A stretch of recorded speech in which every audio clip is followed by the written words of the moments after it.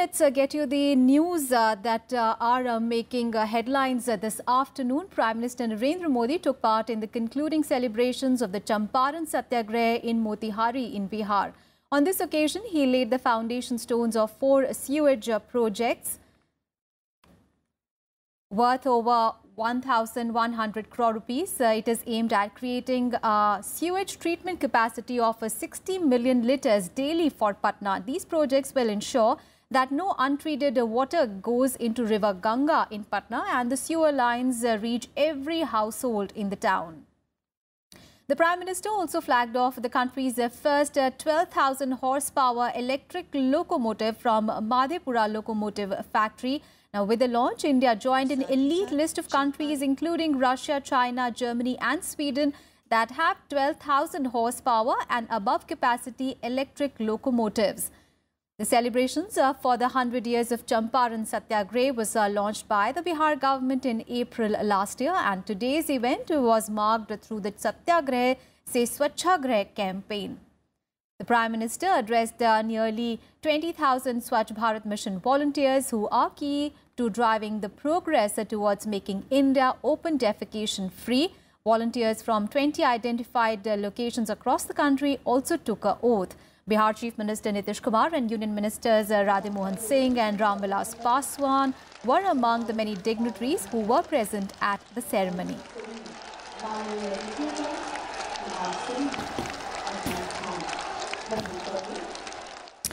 And the first meeting of the Niti Forum for the Northeast is being held in Agartala today. Union Minister Jitendra Singh and Niti Aayog Vice Chairman Dr. Rajiv Kumar inaugurated the meeting today. Now, the aim of the forum is to give a boost to development projects in the region by identifying constraints and streamlining resources.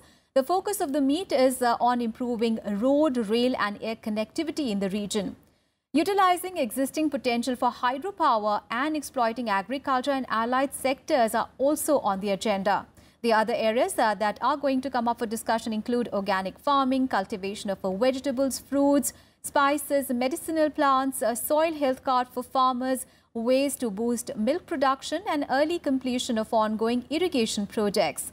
Promotion of ecotourism, rural tourism and adventure tourism will also be discussed today.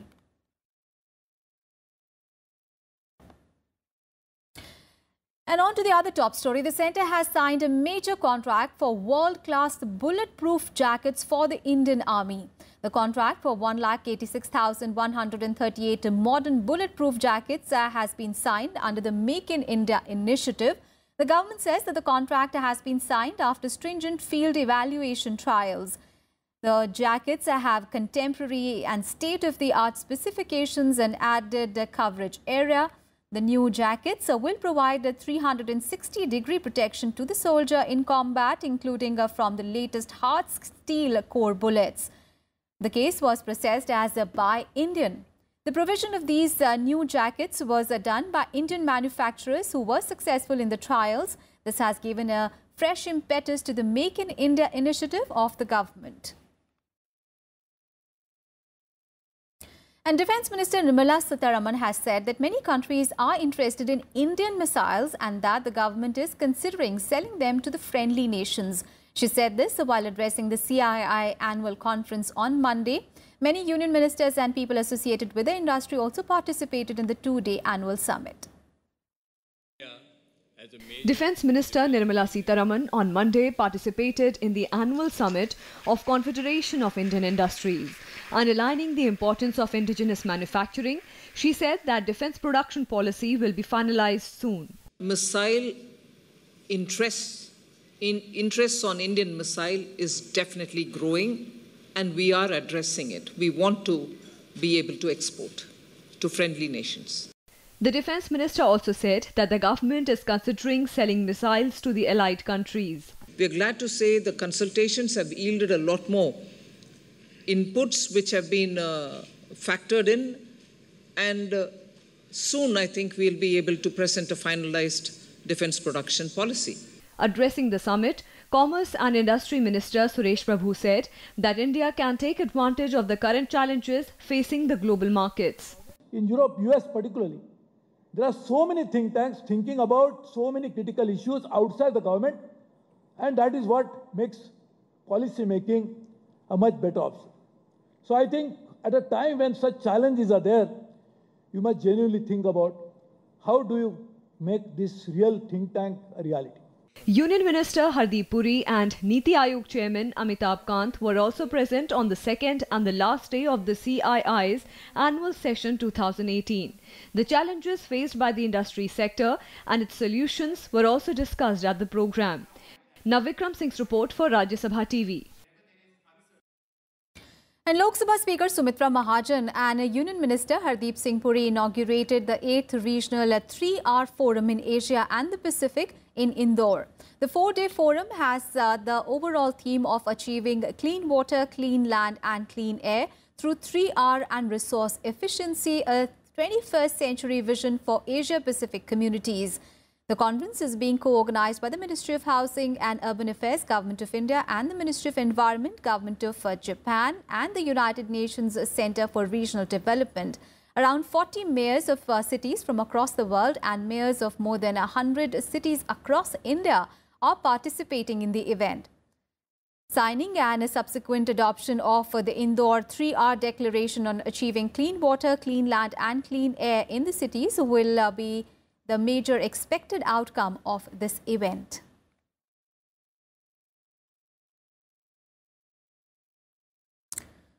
News from Jammu and Kashmir, where 2 army jawans were martyred in heavy mortar shelling and firing by Pakistani troops along the line of control in Rajouri district of Jammu and Kashmir.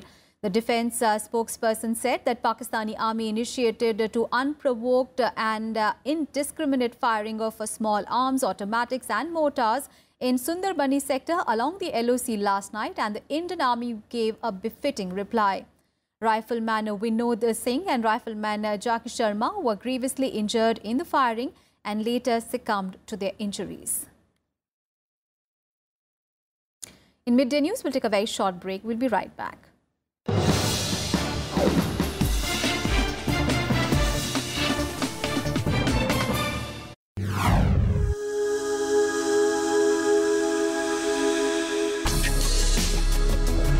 Tales that inspire.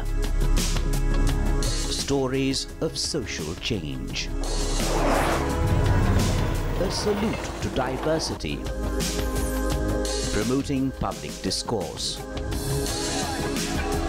Events that motivate. Inspiring the innovative spirit. Watch Rajya Sabha television documentaries.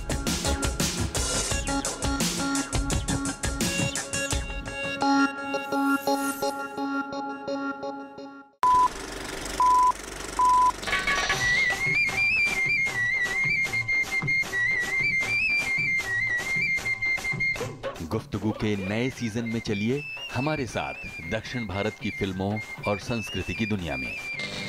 नमस्कार अंडी, ना पेరు విజయన్ ప్రసాద్। నమస్కారం, నేను వినయ్ వర్మ। నమస్కారం, నేను మీ అజీజ్ నాసిర్ని। నమస్కారం, నేను B నరసింహరావుని। నమస్కారం, నేను మీ జయసుధా। नमस्कार, मैं हूं अदनान साजिद खान। आदाब, मैं हूं मोहम्मद अली बेग। నమస్కారం, నా పేరు Satya Prakash.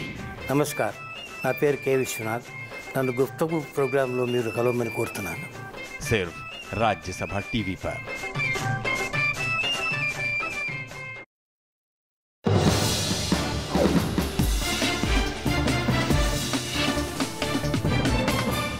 Welcome back after the break. And President Ramnath Kovind will be in Zambia on the last leg of his three-nation Africa visit. Kovind's visit to Zambia will be a first by a head of state from India in 29 years. He will hold talks with his Zambian counterpart Edgar Lungu and also meet Kenneth Kaunda, the first president of Zambia, today. After the talks, several MOUs are expected to be signed between India and Zambia. MOUs aimed at enhancing cooperation in various sectors, including the establishment of Entrepreneurship Development Institute in Zambia, taxation, visa exemption on diplomatic passports and judicial cooperation are likely to be signed. Earlier, President Ramnath Kovind was in Swaziland, where the country's Prime Minister received him at the airport.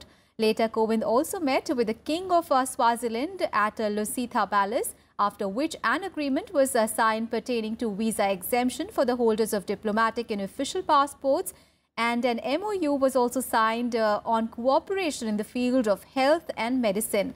President Ramnath Kovind was also conferred with the highest civilian honor of Swaziland. In the first leg of his visit, which aims to further deepen India's relations with the African nations, President Ramnath Kovind was in Equatorial Guinea. On to some international news. The US and Russia traded barbs at the United Nations Security Council meeting on the alleged chemical attack in Syria. At the meeting, US Ambassador Nikki Haley blamed Russia for the attack, saying that Russia's hands are covered in the blood of Syrian children, and added that the US will respond to it. Meanwhile, a UN's representative of Russia said that the incident in Douma was staged and that US military action in response could have grave repercussions. Syrian UN ambassador denied involvement in the alleged chemical weapons attack in Douma. Earlier, the UN human rights chief also said that world powers were treating chemical weapons used with a collective shrug. The special meeting of the United Nations Security Council was held to discuss what appeared to be a chemical attack on Douma, which is the last rebel-held town in Syria, on Saturday that left 60 people dead and thousands others injured. Russia could stop this senseless slaughter if it wanted, but it stands with the Assad regime and supports without any hesitation. What's the point of trying to shame such people? After all, no civilized government would have anything to do with Assad's murderous regime. Pictures of dead children mean little to governments like Russia, who expend their own resources to prop up Assad. Meanwhile, US President Donald Trump also held a meeting with his military leaders and the national security advisors on Monday, saying that he would make a decision shortly on US's action in response to the chemical weapons attack in Syria. Our military radiological, biological, chemical unit was on site of an alleged chemical accident, and it confirmed that there was no chemical substances found on the ground. There were no dead bodies found. There were no poisoned people in the hospitals. The doctors in Douma denied that that there were people who came to the hospital claiming that they were under the chemical attack. And the CEOs of three top tech giants, namely Facebook, Google and Twitter, will testify before a powerful US congressional committee this afternoon in the wake of Cambridge Analytica's misuse of private data from Facebook's profiles. Mark Zuckerberg of Facebook, Sundar Pichai of Google and Jack Dorsey of Twitter have been invited to testify before the joint hearing of Senate Commerce and Judiciary Committees. Additionally, Zuckerberg will also appear before a House Energy and Commerce Committee hearing on Wednesday.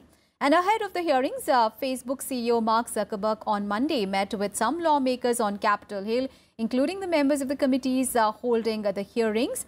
Zuckerberg also told Congress in a written testimony that the social media network should have done more to prevent itself and its members' data being misused. In the testimony, Zuckerberg again apologized for Facebook's role in data privacy leaks, adding that his company would form now an independent commission of academic researchers to study social media's impact on elections. And on to news from the Commonwealth Games, and India has bagged its 11th gold on the 6th day of the Games in Australia today. Shooter Hina Sindhu won the gold in the women's 25 meters pistol event. And in the men's 50 meters pistol, Gagan Narang and Chen Singh qualified for the final, which will be held later today. Earlier in the men's hockey event, India beat Malaysia 2-1 and qualified for the semi-final of the Games. India are now at the third position in the medals tally with 20 medals overall. And here is the Commonwealth Games medals tally as of now. India is at the third spot with 20 medals overall.